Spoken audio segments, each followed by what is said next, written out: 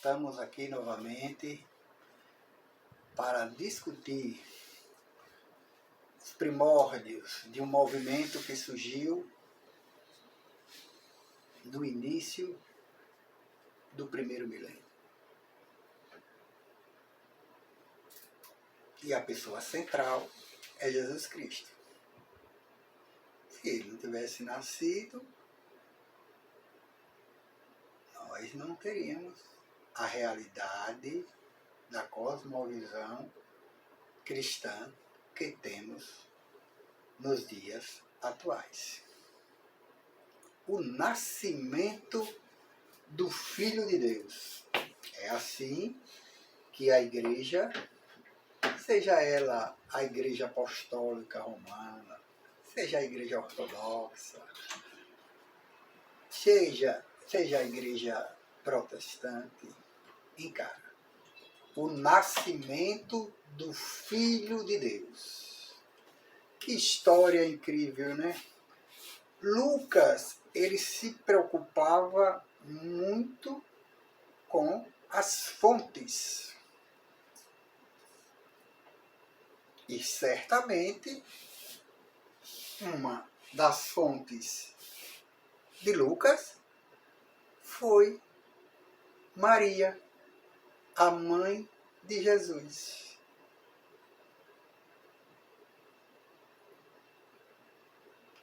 Ela certamente é uma testemunha fundamental para esclarecer a realidade que se processou ainda na sua adolescência. Por que ainda na sua adolescência? Quando na cultura judaica a jovem completava 12 anos, ela se tornava mulher e poderia, através de um casamento, de um contrato de casamento, estar comprometida a também um jovem que completava a sua maioridade aos 13 anos, entendeu? Está comprometida a um jovem diante de um contrato para realização de um casamento. É importante a gente entender e compreender todo esse contexto. Simplesmente chegar com o argumento de que, a priori, o sobrenatural não existe, não dá conta dessa realidade. No ano 44 a.C., César, sim, Augusto, repare bem, César Augusto, que 2 anos antes recebeu o título de divino. No mesmo local que ele recebeu o título de divino, 2 anos depois, no ano 44, ele foi assassinado.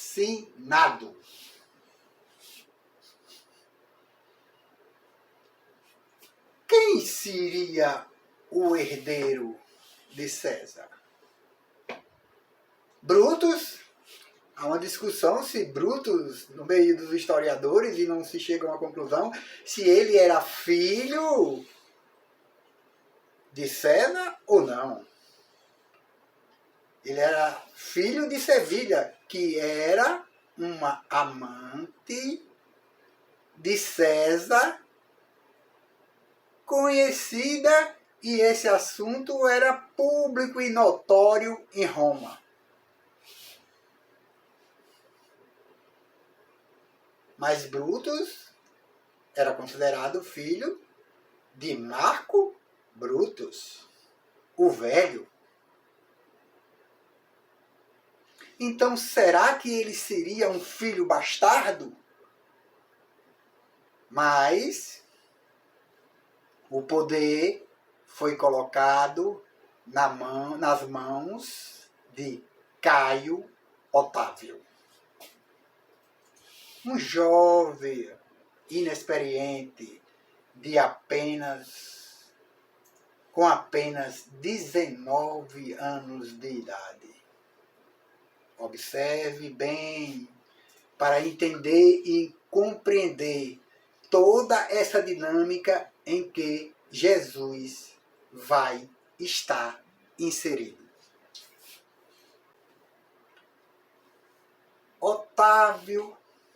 Caio Otávio, 20 anos depois,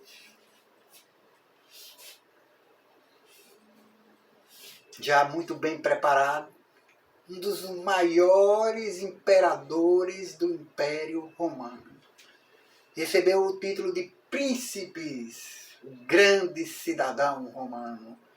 Recebeu o título de Pontífice Maximus, quer dizer, o sumo sacerdote de Roma.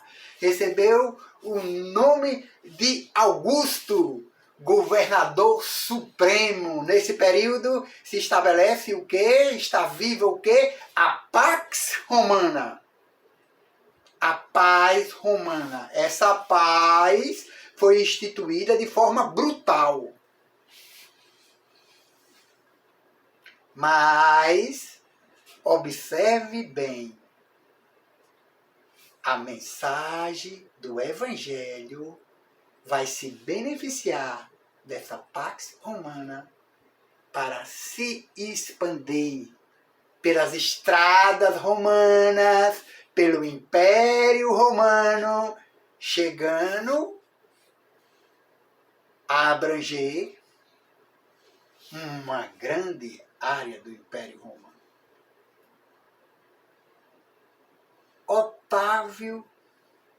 Caio Otávio. Nesse período, entre a morte de César e o início do reinado de Caio Otávio e Marcos, entendeu? Temos a figura de Herodes o Grande. Herodes o Grande em conflito com outro Antígono pelo trono lá, pede ajuda a Roma. Repare bem que as coisas são feitas, tudo bem organizada. E Otávio será um grande administrador.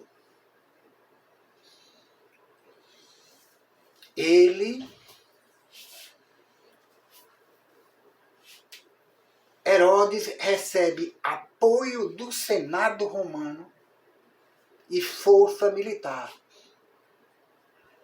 e vence o seu opositor e se torna o rei dos judeus imposto. Ele impôs isso. Ele não era nem judeu.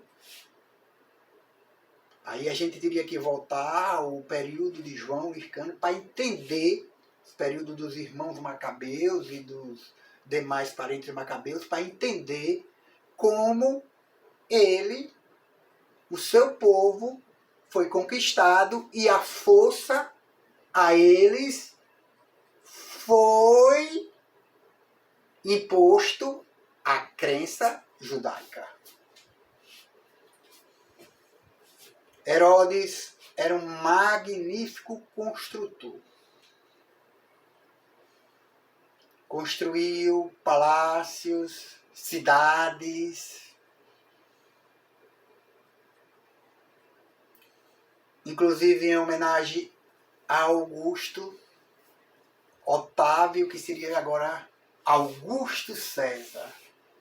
Para você entender, no ano 12 a.C., quando o cometa Halley rasgou o céu naquele outono, e Augusto observando, ele afirmou que ali era o espírito de César entrando no mundo celestial.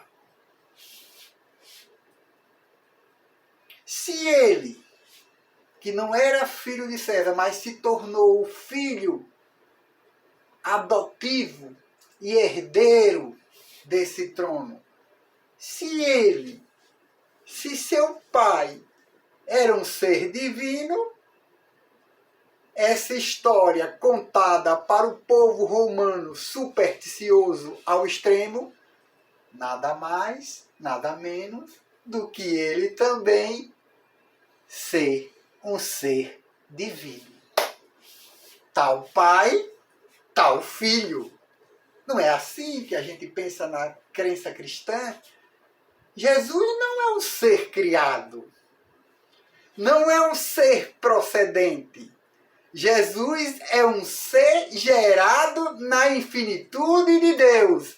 Então ele é tão Deus como o Pai é. Então ele é o Filho de Deus, o Deus Filho, filho do Deus Pai. Com a mesma essência, a mesma natureza. Augusto, sendo filho adotado de César, se tornava também divino, e essa crença para o povo romano ficou bem viva e eficaz. O grande Deus Augusto, que coloca, né, a sua máquina administrativa em todas as suas províncias. A Síria era uma província romana.